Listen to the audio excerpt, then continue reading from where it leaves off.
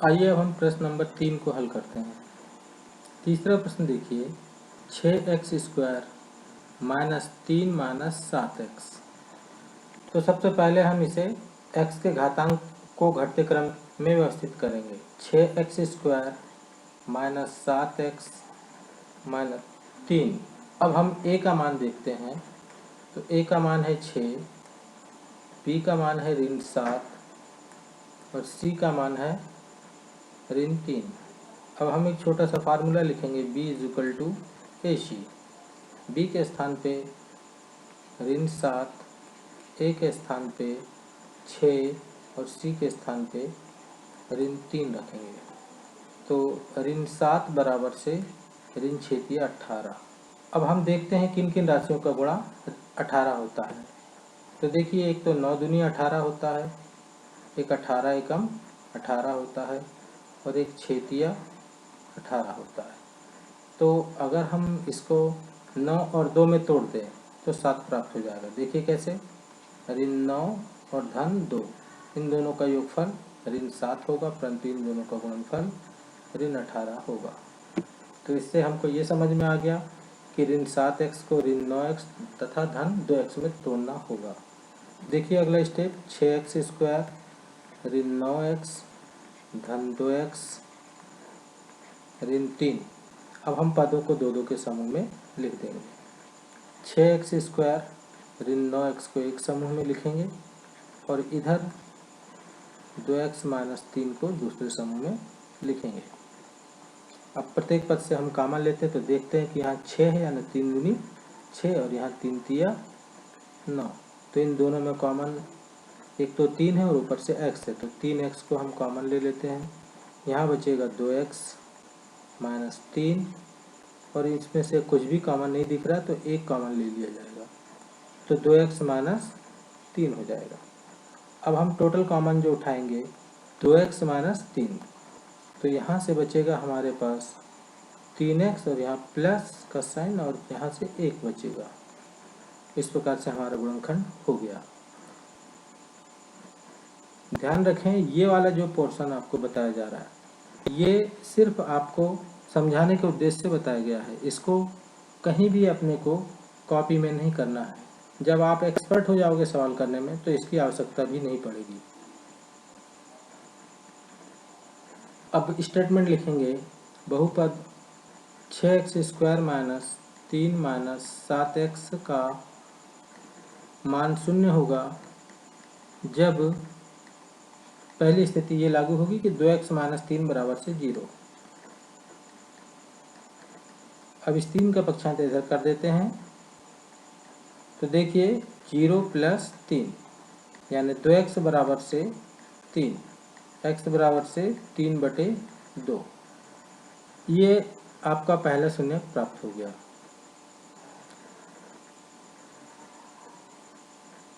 या दूसरी स्थिति ये बनती है कि 3x प्लस 1 बराबर से 0, 3x प्लस 1 बराबर से 0।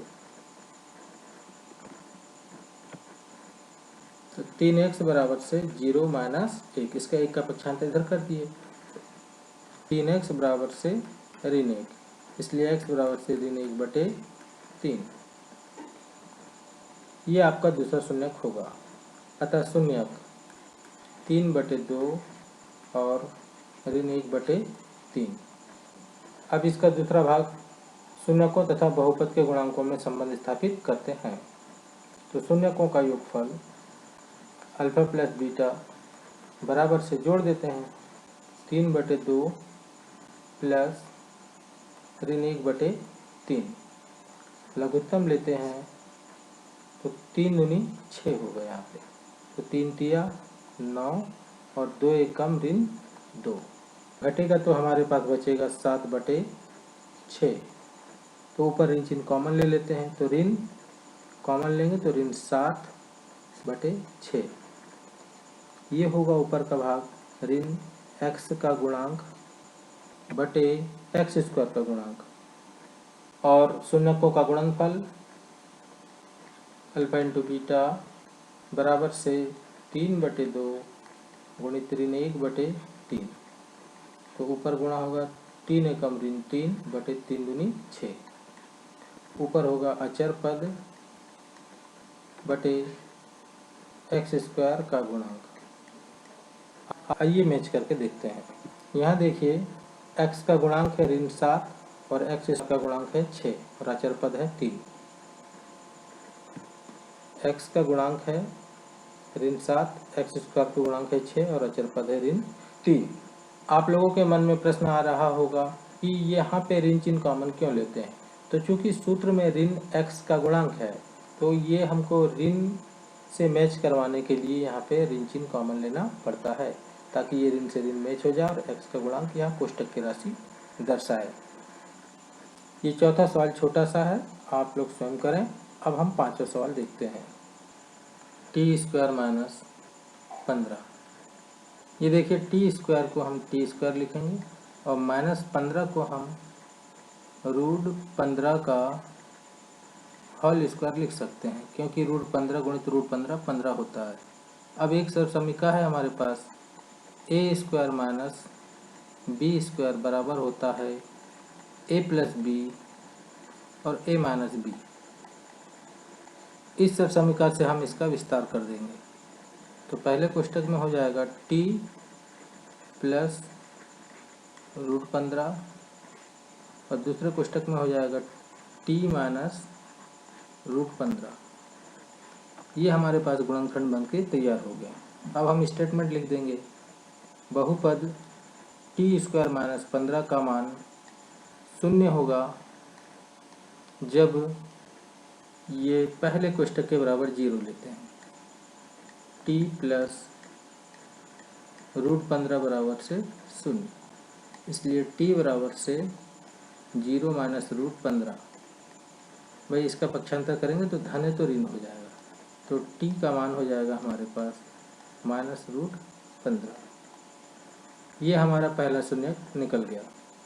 या फिर ये दूसरे कोष्टक के बराबर 0 लें तब, या टी माइनस रूट 15 बराबर से 0, तो टी बराबर से 0 प्लस रूट 15 अर्थात टी बराबर से रूट 15। ये हमारा दूसरा शून्यक निकल गया। अतः शून्यक माइनस रूट 15 और रूट 15 होगा। अब हम संबंध स्थापित करते हैं। शून्यकों का योगफल कोष्टक में अल्फा प्लस बीटा बराबर से जोड़ देते हैं माइनस रूट 15 प्लस रूट 15। ये घट के हो जाएगा 0, तो 0 के बटे में हम 1 लिख सकते हैं। तो ऊपर लिख देंगे माइनस टी का गुणांक बटे टी स्क्वायर का गुणांक और शून्यकों का गुणनफल अल्फा इंटू बीटा बराबर से माइनस रूट 15 गुणित रूट 15, तो ये हो जाएगा माइनस 15, कुछ नहीं तो बटे 1। अचर पद बटे टी स्क्वायर का गुणांक, और इस प्रकार से सवाल समाप्त हो गया। आप मिलान कर सकते हैं कि टी का पद नहीं है इसलिए उसका गुणांक 0 होगा, और टी स्क्वायर का गुणांक 1 है और अचर पद ऋण 15 है। अब इसका अंतिम सवाल देखिए, छठवां नंबर का। 3x square minus x minus 4। अब एक बराबर है 3, b बराबर है ऋण 1 और c बराबर है ऋण 4। तो हम लिखेंगे b is equal to A C. B के स्थान पे b का मान रख दें ऋण 1, और a के स्थान पे 3 और c के स्थान पे ऋण 4। तो ऋण 1 बराबर से ऋण 4 तिया 12। अब किन किन राशियों का गुणा 12 होता है ये देखते हैं। तो एक तो 4 तिया 12, 12 एकम 12 और 6 दूनी 12। तो यहाँ पे 4 और 3 में अगर तोड़ दिया जाए तो ऋण 1 आ जाएगा। देखिए कैसे, ऋण 4 और धन 3, इन दोनों को जोड़ेंगे तो ऋण 1 आएगा और इन दोनों का गुणा किया जाएगा तो ऋण 12 आएगा। तो हमको समझ में ये आता है कि ऋण 1x को ऋण 4x और धन 3x में तोड़ना पड़ेगा। तो आइए अब सवाल हल करते हैं। 3x स्क्वायर ऋण 4x धन 3x माइनस 4। अब पदों को दो के समूह में लिख देंगे। 3x स्क्वायर माइनस 4x को एक समूह में और ये 3x माइनस 4 को दूसरे समूह में। प्रत्येक पद से कॉमन ले लीजिए। इन दोनों में कॉमन सिर्फ x है तो 3x माइनस 4 बचेगा। इन दोनों में कॉमन 1 है तो 3x माइनस 4। कुल कॉमन आएगा हमारे पास 3x माइनस 4, तो यहाँ बचेगा x प्लस 1 और इस प्रकार से गुणनखंड निकल गया। अब हम स्टेटमेंट लिखेंगे। बहुपद 3x square minus x minus 4 का मान 0 होगा जब पहले कोष्ठक के बराबर 0 लेते हैं। 3x माइनस 4 बराबर से 0, 3x बराबर से 0 प्लस 4, 3x बराबर से 4, इसलिए x बराबर से 4/3। ये आपका पहला शून्य निकल गया। या ये दूसरा कोष्ठक के बराबर 0, x प्लस 1 बराबर से 0, x बराबर से 0 माइनस 1, तो x बराबर से -1। ये आपका दूसरा शून्य निकल गया। अब हम संबंध स्थापित करते हैं। शून्यकों का योगफल अल्फा प्लस बीटा बराबर से 4/3 प्लस 1 बटे कुछ नहीं तो हम 1 लिख सकते हैं। लघुत्तम आएगा हमारा 3 और 4 एकम 4 माइनस 3 एकम 3, तो 1/3। ऋण चिन्ह कॉमन ले लेंगे तो यहाँ हो जाएगा ऋण 1/3। तो ये हो जाएगा हमारे पास ऋण x का गुणांक बटे x स्क्वायर का गुणांक और शून्यकों का गुणनफल अल्फा इंटू बीटा बराबर से 4/3 गुणित ऋण 1 बटे कुछ नहीं तो 1, ऋण 4/3। तो ये अचर पद बटे x स्क्वायर का गुणांक। अब हम मैच करके देख लेते हैं। यहाँ देखिए x स्क्वायर का गुणांक 3, x का गुणांक ऋण 1 और अचर पद ऋण 4। ये देखिए x स्क्वायर का गुणांक 3, x का गुणांक ऋण 1 और अचर पद ऋण 4। आइए अब हम प्रश्न नंबर 2 को हल करते हैं। एक द्विघात बहुपद ज्ञात कीजिए जिसके शून्यकों के योग तथा गुणनफल क्रमशः दी गई संख्याएं हैं। इस प्रश्न में शून्यकों का योगफल और शून्यकों का गुणनफल दिया गया है, उल्टा हमको बहुपद बना के बताना है। तो पहला देखते हैं 1/4 और ऋण 1। अब हमें ध्यान ये रखना है कि ये 1/4 शून्यकों का योगफल है और ऋण 1 शून्यकों का गुणनफल है। तो माना बहुपद ax square plus bx plus c है जिसके शून्य क्रमशः अल्फा और बीटा है। अब आप लिख दीजिए शून्यकों का योगफल अल्फा प्लस बीटा बराबर से हमें दिया गया है 1/4 और शून्यकों का गुणनफल अल्फा इंटू बीटा बराबर से ऋण 1 बटे कुछ नहीं तो 1। अब सबसे पहले हमें दोनों का हर देखना है। यहाँ पे हर है 4 और यहाँ पे हर है 1। सबसे पहला कार्य ये रहेगा कि दोनों के हर समान करने होंगे। जो कम हर रहेगा उसको बड़े हर के बराबर करना पड़ता है। तो इसके लिए हम ये छोटे हर में 4 का अंश और हर में गुणा कर देते हैं। तो ये हो जाएगा ऋण 4/4। अब देखिए दोनों का हर बराबर हो गया। अब इसको हम ऋण b बटे a लिख देंगे और इसको लिख देंगे c बटे a। ध्यान रहे जब हर बराबर होगा तभी ये लिखें, इसीलिए a बराबर से अब हो गया, यहाँ भी 4 दिखा रहा और यहाँ भी 4, ये 4 होगा। b बराबर से ऋण 1 और c बराबर से ऋण 4 होगा।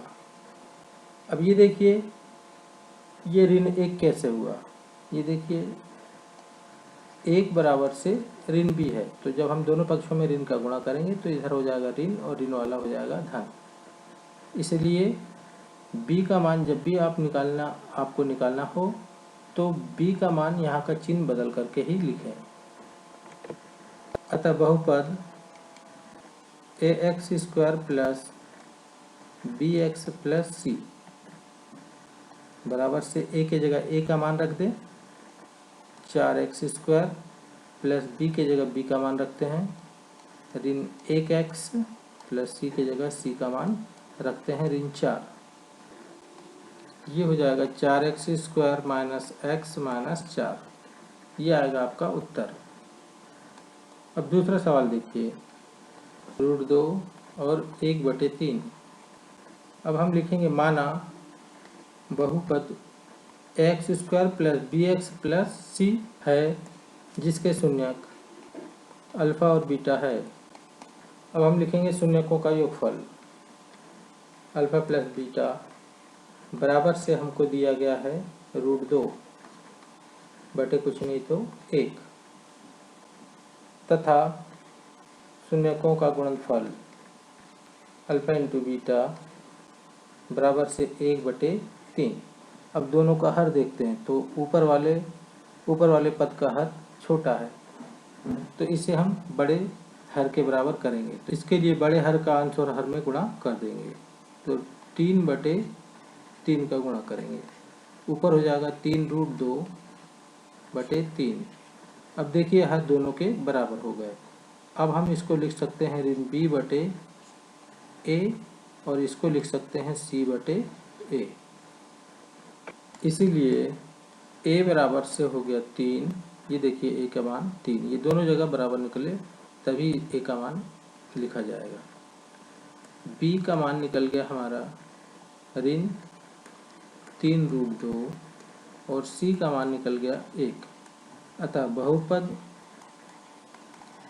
ax square plus bx plus c अर्थात a के जगह पे 3x स्क्वायर प्लस b के जगह पे ऋण 3√2 x प्लस c के जगह पे 1,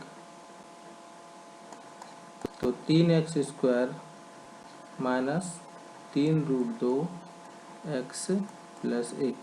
जब कोष्टक खुलेगा तो धन गुणित ऋण ये ऋण हो जाएगा। इस प्रकार से ये आपका उत्तर आ गया। अब हम तीसरा सवाल देखेंगे। 0√5 यानी शून्यकों का योगफल 0 है और शून्यकों का गुणनफल √5 है। तो माना बहुपद ax square plus bx plus c है जिसके शून्यक अल्फा और बीटा है।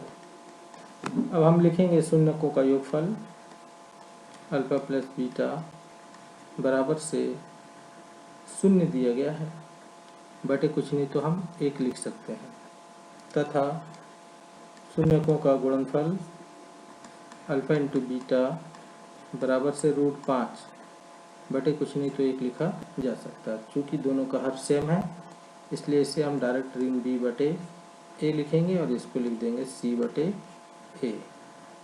इसीलिए a बराबर से 1, b बराबर से 0 और c बराबर से √5। अतः बहुपद ax square plus bx plus c बराबर से a के स्थान पे 1, x स्क्वायर प्लस b के स्थान पे 0, x प्लस c के स्थान पे √5। तो ये हो जाएगा x स्क्वायर प्लस 0 प्लस √5, तो x स्क्वायर प्लस √5 ये आएगा आपका उत्तर। अंत के जो 3 प्रश्न बचते हैं उन तीनों प्रश्नों में हर समान है, अतः उसमें हर हमें समान करने की आवश्यकता नहीं पड़ती है, इसलिए ये अत्यंत सरल सवाल है। इन तीनों प्रश्नों को आप लोग स्वयं हल कर लें।